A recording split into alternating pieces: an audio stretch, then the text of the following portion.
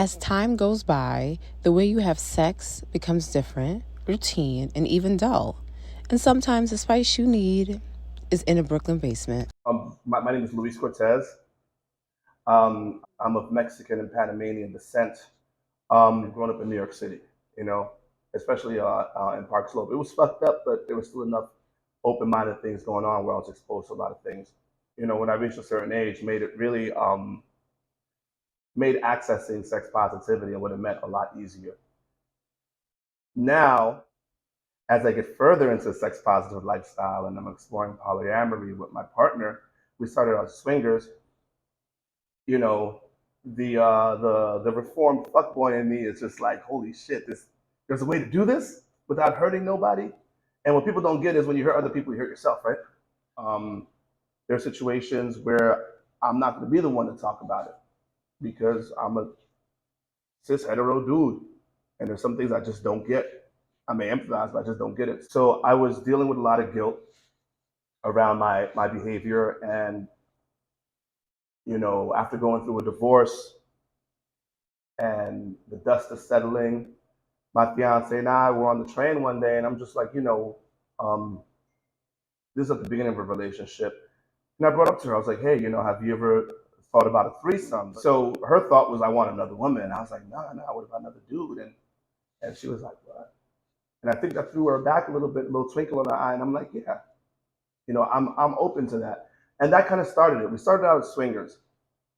It wasn't to bring back a spark in our relationship. It wasn't because we wanted other people. It was simply because we, for lack of better words, realized that we were freaks. Like, this is what I'm into. Like, I'm not ashamed of the shit. Uh, Decolonization of sex and gender entails a lot of things. It's a process. And as we engage in it in real time, more often we're realizing it's broadening.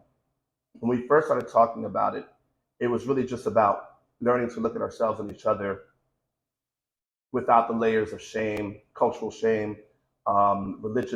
religious guilt, all that bullshit that was essentially not a byproduct, but an intentional weight put on us by colonization, right? It's not about it. It's like they did that shit on purpose. Real time decolonization of sex is being in a space where you're seen as a human. It's a move away from the white gaze.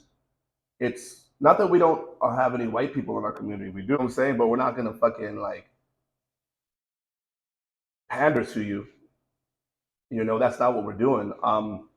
Our intent is not to make white people feel comfortable. I think you white folks are okay in that department. Black and brown women and indigenous women and black, brown, and indigenous LGBTQI plus humans feel as comfortable as possible in a space that is black and brown forward. We would go to play parties or sex parties or whatever, that they were overwhelmingly white. And me, I think when I first started going to these parties, it was like sensory overload. So I was just like, what the fuck is going on here, It's like, yo, these spaces are really, really white. And it clicked with me and I'm like, okay, cool. Like, this is something. As soon as I was aware of it, I was like, yeah, this shit ain't cool, man. Like, you don't know, like I are there any black and Latino freaks out there? I don't know. But nah, it really took, honestly, within a couple of months, we had a cool community of about 15 to 20. Beautiful thing to be seen and heard in a space where, like, you know, you're not hypersexualized. You're not looked at as a vessel for my pleasure. And I've seen, and particularly women, have breakthroughs, like serious breakthroughs where they're like, holy shit, this is like, I'm here butt ass naked and no one is leering at me the way someone leers at me when I just walk out the house. I don't have a bunch of dudes hitting on me. I could actually talk to people because the pretense, we all know what the common interest there because we're vocal about it. We're like, yo, we enjoy sex. We're hoping to possibly have a sexual experience, a sexual connection, but it's not necessary. It's not a priority.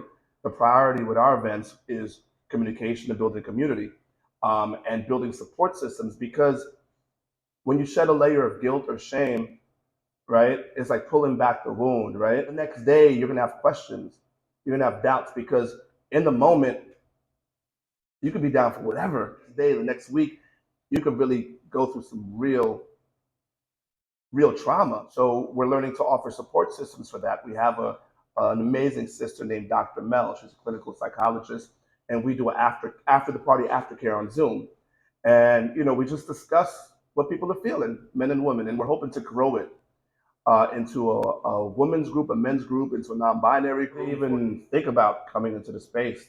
There's some work that they need to do on themselves, because, like I said, it's heavy shit. This is not like a little party. This is like very intentional, very heavy vibes, very like you're gonna walk away a little different. We vet people. Go to our IG, SuciaNYC, and there's a vetting form. Fill out that vetting form. Coming in, you need to understand what consent is.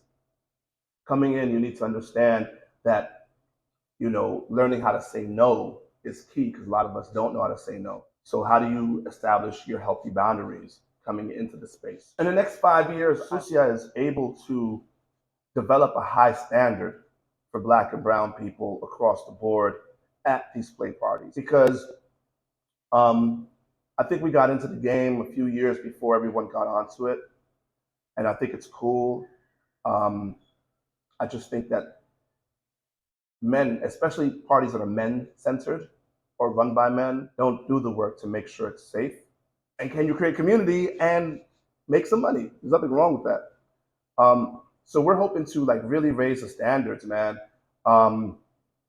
If we got to shame niggas into it, we're gonna shame niggas into it, because there are parties that allow known consent violators to attend. All right, houses don't communicate as much, because I think for people to acknowledge that you harbored a consent violator means to really reestablish your whole shit, and to admit that, hey, you know what, I was a part in this too. So we want to raise these standards. We want more communication. I hope Sucia is able to, not that I hope, Sucia will, be in other cities.